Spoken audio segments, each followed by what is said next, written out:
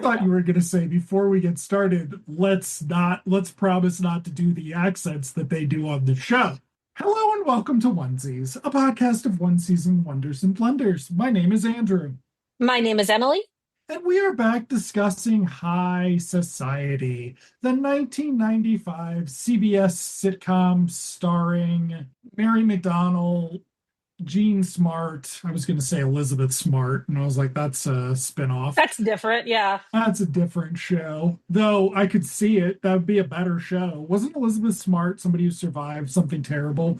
Mary Yes. McDonnell could Yes. take her under her wing and teach her to be terrible, to be a terrible white person, rich white person, and that would be the show.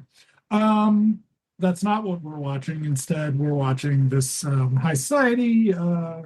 Yes, so we are on episode Episode 10, 11. 11. 11. Oh my God, we're on episode 11, entitled This Show Sucks, Touching or up your roots. Touching Up Your Roots. Something This like that. is Doesn't the matter. episode that guest stars Doris Roberts and Paul Dooley, who we discussed last week. Arguably, they give the best performances the show has ever seen. I thought that too. And then there was something that was maybe like the last scene where everything was kind of stilted. And I don't know. I thought that too. I was glad that they were in it because I thought that they played off Jean Smart's character very nicely. Um, but I feel like it could have been bigger, it could have been more. Did you enjoy? I mean, obviously, you selected the show because you knew that this episode was going to feature nation of origin jokes, I guess. I mean, I don't know how you really want to. The mix of homophobia, the mix of sort of ableism. We start with well, let's just get started. So, Elitism, there's so much going on in there's here. so much good quality, wholesome American value. But there are. So actually, you know, there you go. Um, so we open with Ellie coming over to the apartment. Now we do see the office, so I was wrong. Not only do we still have the office set, we also have, though I don't think we have as much of the hallway, and we do have Mm-mm. Raish working in Ellie's office like they always co-work. But perhaps he had to move in there because last episode she took, 2 months off to take care of her mother, who is mentioned this episode, which is, some interesting continuity. Yeah. They really were assuming a lot of their viewer at episode 10 or 11. So we open with Ellie coming over to Mary McDonnell's. Ellie has just been laying down at the dentist getting her teeth cleaned while reading a magazine. Laying down on her stomach, I think it's just she was getting railed by the dentist. I think that's the joke they were trying to make.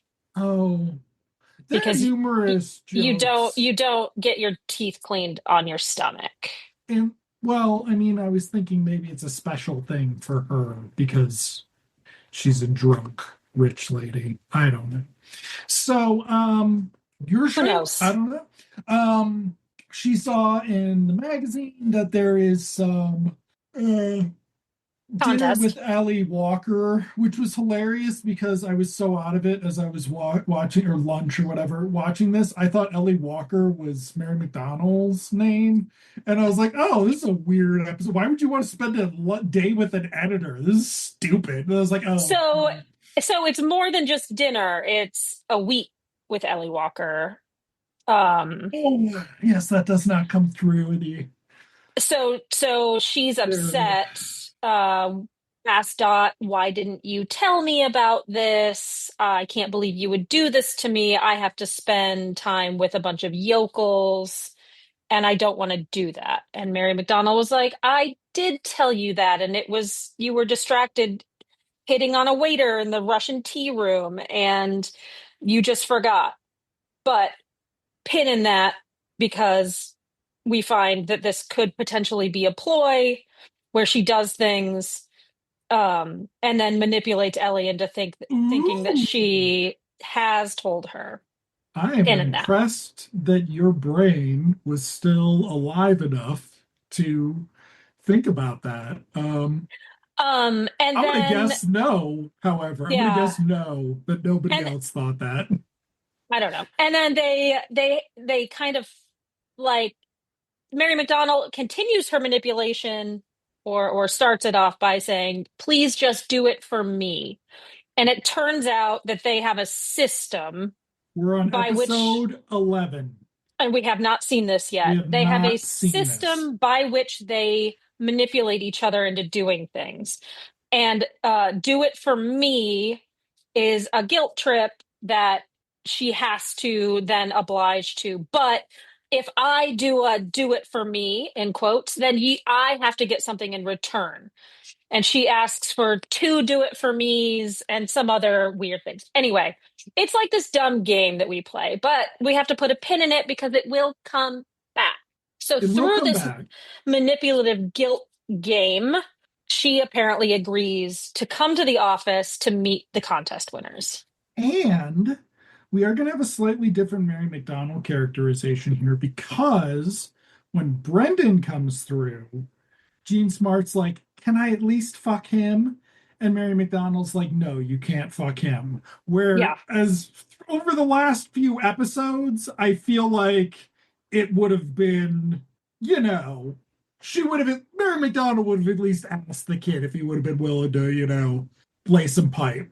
Um, I'm not sure that it's better that she doesn't, actually. I mean, like, this show, it's this episode will actually have the backstory of this episode at some level, even if it was internal, did involve people saying you can only make the Jew joke if you make Italian jokes. And you can only make the gay joke if you make a hermaphrodite joke because we are monsters of human beings here in this show that Emily picked. And so let's not even talk about like the politically correct sort of content that is or incorrect content that's going on. And let's just talk about them being horrible people in general. Put a pin in that though, because like there's again, I've talked about it before in AbFab, they are despicable creatures, horrible humans. But there you get some redemption in them kind of getting their comeuppance in this show, besides all of the stuff that you had just mentioned, it is clear that Ellie is a horrible elitist monster, and she does not appreciate the upbringing that her parents gave her. But there's no like comeuppance really, except for her hearing her parents talk night. Whatever, we'll get to it. Like there's no comeuppance for her, and it drives me crazy because it makes me think they will leave and she will go back to being a horrible person and not seeing her parents and not talking to them. Whatever. And I'm sorry, are her parents good people? No, absolutely not. Okay. But but the point is like besides all the political stuff, right? Like they're bad people and nobody ever like there's no I don't know. Like It's they're very going for like an American like oh moment and like I don't feel good about it. Like I don't feel good about the resolution of the show. well, no. I mean, the only resolution to this show, and they really missed it, was that so we're going to be really out of joint here. Yeah. But we did that last week and it was better than talking it through. So, the episode, part of this trip involves being on the news with Kathleen Sullivan. Emily and I, despite recognizing Kathleen Sullivan visually, did not recognize her as a news personality. Looked it up. She was fired at the ripe old age of 39 for not being fuckable by CBS. Um, Yeah. so if you're wondering what fuckable CBS is looking for when they fired her in the late 80s, I would say look at the Epstein things to try to figure it because that's fucked up. And they have this on Wikipedia next to a picture of this lovely woman in her late 30s. can Beautiful. Beautiful. Whatever. score all the dogs she wants. Okay. Whatever. She shows up at So the end. The she, only, yeah. and with that context, they body shame her. That is something that Doris Roberts' mom and Jean Smart have in common, is they like body shaming and they like being cruel to people. But also keep in mind that there's a scene where the dad sees Ellie and is like, "Oh, you're so skinny. Don't they feed you here?" There's no fucking winning. No, There's of no fucking winning. course not. So, the only way this show, given the context of Kathleen Sullivan's guest appearance, is that she pulls out a gun and shoots all four of them at the end of the episode. I can't believe that anybody would agree to do this, to do what she did. Like she doesn't have to, like she saw the script.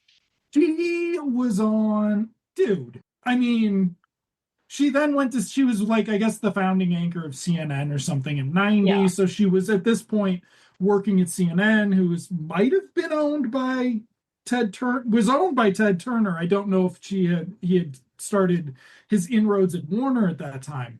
So I don't know if like she was like in the family, so to speak. But, and this is one of these things that is just, I mean, there are people that I will say it does not give a pass to. It does not give a pass to Sharon Stone saying that um, women aren't objectified enough, and she turned out fine.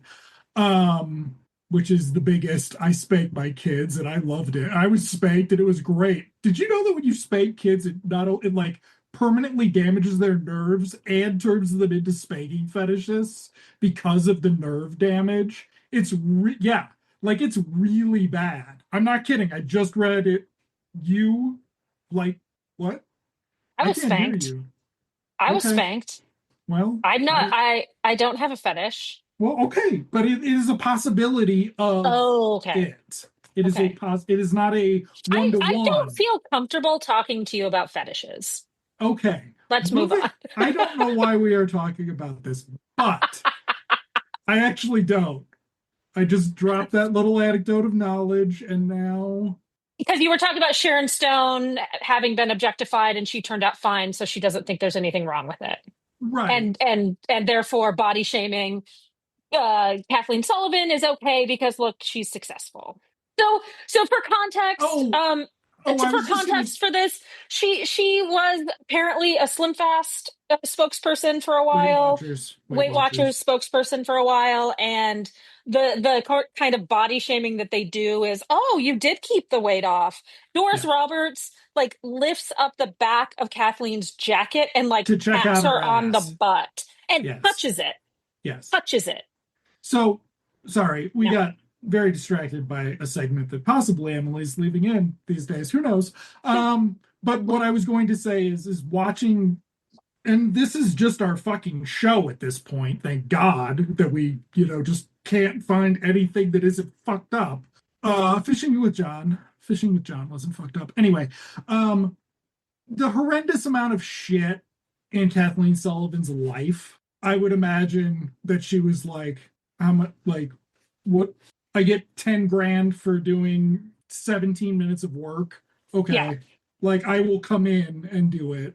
Fair enough, So but at the same time, it's just like it's so not only is she body shamed twice in the very limited amount of time she's on screen, but then like uh uh Ellie calls her a bitch, at the very like end, she's like, you overreacts bitch. and calls Yeah. her a bitch, and it's like, I don't It's think it's worth really it. shitty. It's not. Of course it's not. But I I don't think think it's worth it. that's the name of her autobiography. So, Maybe she wasn't in the room for that, like because right. they just filmed in separate times. I don't know, but anyway, so Okay. Ellie goes to the office. Let's go back to the Yeah. plot, I guess, and we discover that the contest winners are her parents. They flew in from Pittsburgh. Dad is wearing a Pittsburgh Steelers jersey Steelers. Yeah. under a brown tweed jacket, played by Paul Dooley. Very funny. I mean, potential, a lot more potential for funny. And mom is played by Doris Roberts, who's everybody knows from Everybody Loves Raymond and other things, but that's sort of like 6 months later, I think Raymond kind of came out. Yeah, we looked at it. It was either 6 months later or just the next season. Oh no, Raymond was a mid-season, so was it? It was like Hold on. September or something, I thought. Oh, So then it was a year later because this is still 95 because this I, is well, it aired in 96. It's like did February it? 96. Oh Yeah. my God, they delayed this and brought it back. Lucky us. Okay, so yeah, so this was her, making friends at CBS Yeah. and So, about to so make it. she, she's playing a kind of a typical mom. Um, except that you can tell that she and Ellie have a pretty tempestuous relationship. Anyway, the big reveal is nobody knows it's her parents because they have a different last name. Ellie changed her name. Um, and there's like a big reveal where Ellie is shocked that it's her parents, but they have to go out for a meal. Oh, and before this happens, Dot and Raish are talking about like the dinner, the interview that's going to happen at the end of the week. And this is where we get the information from Dot that what she will do is occasionally not tell Ellie something. And then when she does reveal that it's happening, she says, "Oh, no, I did tell you." Very manipulative and weird. But I don't know. I don't know. I don't like it. But anyway, that sort of like brings that back. That's why I thought maybe the initial like, "Oh yes, I told you before," Yeah, was a goof and a gag. Um, very impressed your brain was working at that point because we're leaving out that our intro to the office is Stefano and Raish. Raish making fun of yes. Stefano for being gay. Um, and And then when doing it in like but almost a gay no, voice. In almost yeah, a gay well, no, because voice. the joke is, haha, you're gay. He's like Stefano's doing his typical Stefano thing and being kind of sarcastic and obnoxious. And Raish says something like, "Ooh, sarcasm and homosexuality. I bet you think you have it all."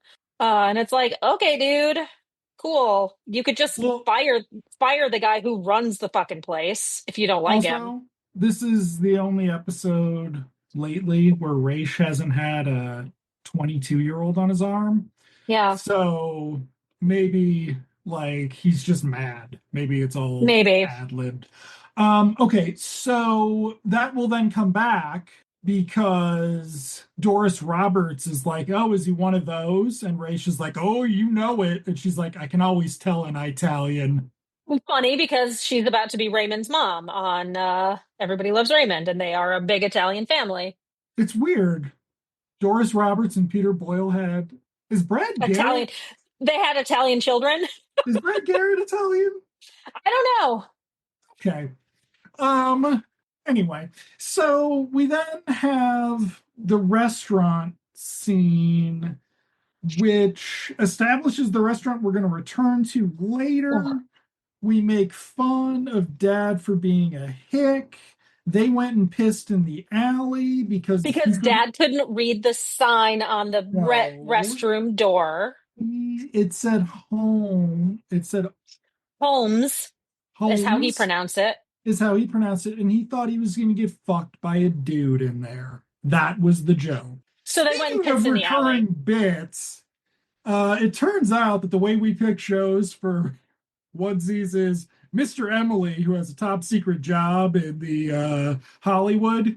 He does an AI search of all the TV scripts that are in the archive for homophobic and racist and misogynist keywords, and then we Fair. watch We're these. focusing on TV shows from like the 80s and 90s when that's what people found those types of jokes acceptable and acceptable for the larger audience. Now, we're about to talk about some elitism here with Ellie and her parents.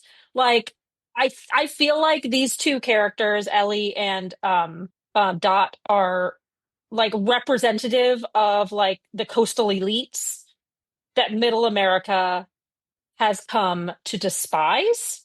And so maybe this is their way of injecting a little like down to earth, everyday, racist, homophobic thing so the wider audience could find it funny. Well, this is a good jumping on point, is what you're thinking. Oh my God, that's fucking horrifying. Thank you for pointing that out. Wow. I don't know. I mean, maybe that's how they thought they could get more viewers, is if they have some like down to earth folks, real Americans, Paul Dooley Yeah. and Doris Roberts showing up, looking like everybody's grandmother. So the meal involves some backstory on their relationship because Ellie had told Dot that her parents were dead. Now we're going to They've known hear, each other since college. yes. So the parents have been personas non grata since college. However, we don't know really what the parents were like because they are, and perhaps they have always been, odious human beings. However, when we hear, so the story we get is, hey, the 17 seconds when you were doing your Pittsburgh signing last year, when you signed our books and pushed us out of the way, wasn't really enough for us. So we wanted to see you for longer, but we sure as hell didn't want to pay for it, is an approximation of a line. Yeah. So if they were always like that, then they had it fucking coming. Did Ellie turn them that way by only ever giving them 17 seconds of her life? Now, when we go through all that. Do we hear then that she's adopted? Is this in the Yeah, same so scene? so there's a conversation back and forth at the table about how Ellie's embarrassed of the parents. The parents say that they're embarrassed of Ellie and her life. Um, and then like I think Ellie might get self-righteous and it's their way of sort of cutting her down. And Right. and dad tries to stop mom, but mom says, you know, you're adopted. And there's a hush in the room. Ellie, she's playing shocked. Um, and Dot is just kind of sitting back watching it unfold, and she seems to not know what to do, understandably so. And I feel like there's a zoom in on Dot, and then we cut to the next scene, right? Like I don't know what happens on the other side. Like Yeah, Ellie is we on one don't. side and the parents are on the other. I Yeah, don't know what happens. Like I feel like maybe somebody got up and left. I don't know. it But doesn't matter. we cut to the next day. Is this where where Dot and her son are having a conversation? Yes, where they are reading the New York Times, possibly, hopefully, if that's the bit. Maybe it's not. Who knows? And they're discussing whether or not they ever embarrass each other. The son's like, "You never embarrass me. You're the coolest mom in the world." Ellie's like, or Dot's like, "Yes, me. I feel the same exact way." Dot dot dot. And he's like, "What?" And she's like, "You dress a little conservatively." And he's like, "Cool, noted." And then she goes, "And you don't fuck." And he's like, "Cool, thanks, She mom." doesn't say you don't fuck. She says that virgin thing. Yes. And like this is a point when I think he could be like, okay, now you're embarrassing me. Yeah. You're kind of being shitty, and that's embarrassing to me. But he doesn't. He just sucks it up, turns a turns the level of Republican up just a notch.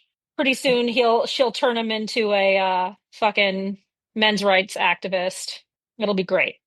It'll be great. Okay. So the parents Ellie come. comes in Ellie comes in delighted with life. That's right. because Because she's she adopted. is adopted. She's not related to those Hicks. She's always known that there was something off, and she's printed out pictures of famous rich people. So she can have Dot confirm or deny whether or not she thinks they're related. And this is also where and Dot discuss Dot's upbringing. Or shit, maybe that was earlier. Yes. It is? No, Okay. I think it's this. And it's where Dot's like, Ellie's like, you had a great childhood. And Dot's like, I didn't have a great childhood. My mother was a distant blah blah blah blah blah, and I had She this and married, that and that. she changed husbands like we change accessories. I was sent off to boarding school. I saw the insides of hotels and boarding school rooms more than I saw my own bedroom. And then she's like, wait a minute, I did have a wonderful childhood. And it's like, uh, it's She exhausting. just had a scene like this in the last episode. She did, but it's also like, on the one hand, it's her recognizing that she's privileged. On the other hand, um, like I don't think you're supposed to relish in being privileged in that way. I don't know. Whatever. It doesn't matter because these are horrible people. I keep sending you ab fab clips. I don't know if you ever watch them. They just keep popping up and I keep sending them to you. So I hope you do. Anyway, these are horrible women, whatever. Um, they discuss whether she's related to like the Rockefellers, whether she's related to The Queen at one Queen point. Elizabeth. I thought maybe there was a third one, but then they just like once Doesn't they matter. realize that she's not related to any of them, they just drop that bit. Yeah. And Because then and then then Dot no, Ellie leaves, goes upstairs. well, yes, she does end up going upstairs. I don't know why. I thought she fucking left. I But thought she no. left too. She's She ends up going upstairs sniffing upstairs. Ugh, Brendan's tight jockstrap. lace. Um, Ooh, I hadn't even thought of that. Continue. then the parents come in. And they're concerned. They're like, oh my God, where's Ellie? We're so worried about her. How's she taking the news? We certainly didn't want her to find out this way. They're very concerned. This is the one time you kind of feel for the parents. Like they're concerned about their daughter's well-being. This is great. Um, um, Dot is being as diplomatic as she can be. She doesn't want to tell them that she's pleased as punch not to be related to those Hicks, but at the same time she doesn't want them to be concerned. So oh, she's taking it well, it'll be fine, she's going to meet us at the interview. So now we are to assume this is the end of the week, the end of the trip. They have been in New York for a full week. We have Yes. seen them having dinner or One lunch or meal. whatever Yes. where they revealed this, and then I just assumed it was the next day, I did too. but it's the end of the week It because the is the end of last the thing week. they're going to do is have this interview with Kathleen Sullivan. Yes. But they have a quick little heart to heart where there's an awful lot of touching. Like both parents are on either side of Mary McDonnell. Doris Roberts has her hand on Mary McDonnell's knee the entire time. And then eventually Dad is also touching her other leg. Very touchy. I found it a little distracting. Um, but they have this conversation. This is what happened. We were on a road trip. Dad couldn't hold his bladder. We stopped off to the side of the road at a gas station. I think they named the gas station, which I thought was Yes. kind of weird. Um, and she was she had been left in the bathroom. That's how we found her. I don't remember if they say exactly where they were, but they said, we kept her and nobody claimed her, which I don't think that's how it works, but maybe in the 50s or 60s that's how it worked. I don't know. It worked for Nobody Superman. nobody claimed her, and so after a few days we realized that this was our Eleanor. And they describe how beautiful she was and how sweet she was and how, this was their opportunity to become parents. Again, in this, besides the touching, you can kind of see like real people that are uh, relatable and not awful. So they decide to leave to go meet Ellie at the same restaurant for the interview with Kathleen Sullivan. And as they pan towards the door, you see Ellie sitting in the staircase. Everybody leaves. It sort of focuses on Ellie, and you realize she's been listening to the entire conversation. And this is how, one, she finds out where she's from. There's talk about like her going to a psychic or getting getting a private detective or whatever to try to find out who her parents are, I still think that that would be a much better episode. Whatever. They get to the restaurant, and this is where there's the kind of harassment of Kathleen Sullivan, where Doris Roberts pats her on the butt, talks about how she kept the weight off. Ugh. Uh, they sit down for the interview despite Ellie not being there. Ellie's running late. So Doris and Paul are trying to hide the fact that they are Ellie's parents, but also trying to talk around the fact that besides the lunch on the first day, they have not spent any time with Ellie. The whole goal of this was to meet for her biggest fans to meet her and like a day in the life, a week in the life with Ellie Walker, but they have done nothing with her. And Ellie kind of creeps in the back. She calls herself a bitch at first, comes over to the table, asks Kathleen for a moment alone. They sort of reconcile a little bit. I don't Yeah, even like it. It's not very satisfying. no, I Um, don't care. Yeah. and then Kathleen comes back very quickly. I think she says something like, let's start over to her parents. And then Kathleen comes over and is like, hey guys, let's start over. And she calls her a A bit. eavesdropping bitch, Yeah. a little much. And then realizes that she's talking about the interview. Let's start over. And that's it, right? That's Like it. there's nothing Freeze else. frame. Freeze frame. It was really bad. It's so Yeah. much potential for something better. If the last three episodes of the show were Ellie finding out she's adopted and then going on the search for her real parents, that would be so much better. Yeah. That would be so Whatever. much better. Also, the subtitle of this show. Uh, Subtitle of our podcast, that's with right. very few exceptions. Yes. Yeah. So that was bad. That was bad. It was, I mean, interesting that they flexed being offensive. I mean, Hmm. I hadn't thought about how they might have been doing that intentionally to get some more of that market share. All right, what's I don't know if next? that's next is another we have another guest star. I felt my Oh my thrill on Nancy God. Garver Hill, where Ellie has a realization that her biggest rival in the romance novel market is actually the man she's been sleeping with. Fun. Cool. And you saw who's playing that man, didn't you? Yes, I did. We're not going to spoil it for the No listeners. spoilers. No spoilers. Let's just say we're going to get to talk about low value men next week. We'll also just get to talk about low value romantic interest leading men. So, enjoy, can't wait. Can't Can't wait. wait. That'll be so great. I look forward to watching it, Andrew. I look forward to talking about it next week with you. I will see you in television land. See you in television land, Emily.